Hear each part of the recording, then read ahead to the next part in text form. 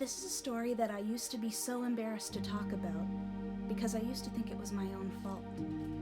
But looking back on everything that happened, I realized I never did anything wrong. I was young, and I'm stronger now. I feel like getting this story out will help bring closure, and will set everything straight for those who know me personally. When I was 16, I went to a concert in my hometown where a local band was playing. There was an ad in the paper about the band and their show, so I went to the show because a bunch of kids from my school were going too.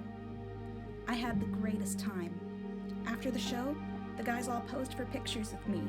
I bought a shirt and a CD which they autographed for me. I even got a guitar pick from the guitarist at the time. That was the start of what I thought was going to be an amazing friendship. Things with the band were going so great. They were doing so well with getting their music out there, and I was so proud of them. I wore their band shirts to school to show my support. They became such a positive influence on my life with their music, and I became fascinated with other bands of similar genres. I wanted their fan base to grow, so I made a Facebook fan club page just for them. They loved it, and one of the band members asked me to make some videos for a new member they were adding at the time. I made a hilarious video spoofing them, and they thought it was very funny. I also wrote funny stories and scripts about them that the fan page members loved. I shared fun facts, band news, made a few videos with the guys, shared videos from their shows. I even wrote them a song and recorded it in a studio on a CD and gave it to them. The drummer sent me a sweet message, thanking me for all of the love and support, and for being such an amazing fan. Pretty soon, the band was signed to a record deal to a major label. A big show was put on in my hometown to celebrate their success. I came to the show and I made them a cake and delivered it to them personally. The guys were all so grateful and happy. I had a close friendship with the guitarist at the time. We saw each other at school just about every day. School was something I could always look forward to more, knowing I could see him. He came to my birthday parties, he danced with me at our semi-formal, he supported my love for performing and playing the guitar, and he even told me one day that we would go on tour together. He was an angel. They even let me appear in their first music video for their first single. After their special record signing show, I texted him and said, "Thank you for all that you guys do for me." And he replied, "We all love you, V. Hammond." That was my nickname he gave me. I cried tears of joy during and after the show. He saw me crying during the show, and he looked at me and said, "Don't cry," right from the stage. They were my heroes. The problem was, their friends were jerks. Their friends thought I was weird because of my disability and started making fun of me, making me out to be a stalker and a groupie. I hoped that my friend would stick up for me, but he didn't. He wanted to look cool for his friends and didn't want to damage his reputation. So he started avoiding me and make excuses to why he couldn't hang out, even though he promised that we would. Pretty soon, one of the other band members messaged me. He told me not to post anything online about them anymore, and that what I was posting was false information, even though everything I shared was from an online source that was already public. I was so confused. After everything I had done for them, all of a sudden, I was getting shut out. Then one day, I found out that someone else had made another Facebook fan page for them. I looked it up and talked to the girl who made it. She was a nice girl and knew of me and knew how much I loved the band and that I had a fan page too. So I asked her out of curiosity what she usually posted on her page. She told me news, events, show clips, pretty much the same things I shared. I was very confused now.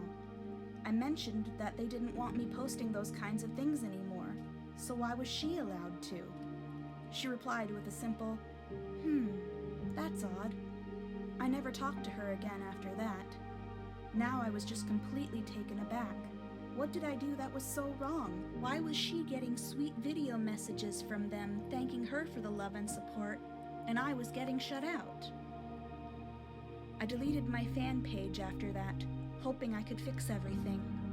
I really wanted to patch things up with them, and especially with my one close friend in particular.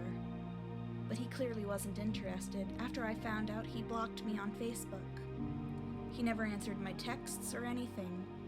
I moved away with my family, and then went away to college and tried to move on. Then one day, I just decided that it was best to cut them out completely. It was hard to do. It was like breaking up with a partner that isn't good for you even though you still love them. But you have to do what's best for you and your mental health. I figured they pretty much wanted nothing to do with me and thought I was a freak. I thought they wouldn't care if I even died. They were probably glad I was out of their lives for good. So I got rid of all my merch, music, posters, t-shirts, pictures of us on Facebook, everything. I realize looking back now that they were all jerks, and fame got to their heads and their egos took over. All that time and money I spent buying their merch and going to their shows were just a complete waste. Now that I'm older, I realize I was never in the wrong, and at the end of the day, I know my truth and my worth, no matter what anyone thinks or says. And to think I spent $500 to record and write them a song, money I will never get back. I had to endure a lot of bullying from many kids at school, calling me a groupie, or a stalker, or a weirdo, or a freak. All I can say now is that if they ever meet another fan who is also on the autism spectrum, that they will remember me and realize they should have been nicer to me. Maybe they will have a child with autism one day and think, I once knew a girl who was just like that. I'm okay now. I have a new favorite band now that I love and actually appreciates my support. If any of the band members see this video, which I doubt any of them will, I want them to know my love for them was real and I never pretend to be somebody I'm not. I know how hard it can be to show who you are, because you're scared of what people will think of you. Even though I was tormented and teased for being different, I didn't have that ability to pretend to be someone that I wasn't. But I don't care what people think of me anymore, because I believe in myself, and deep down I know I was nothing but good and true to all of them. I was the one who was hurt in front of everybody for that. And even though I never achieved my dream the way they did, and even though I'm on disability and live in a basement apartment and will probably never have any money to afford my own home, it's them that I feel truly sorry for. I refuse to be branded in a bad light for being an obsessive groupie or stalker when I wasn't. I never was. And I hope one day in their heart they can find the courage to apologize to me. If not, that's okay, because it's not worth it. Just like trying to find a cure for COVID, it's just a waste of time.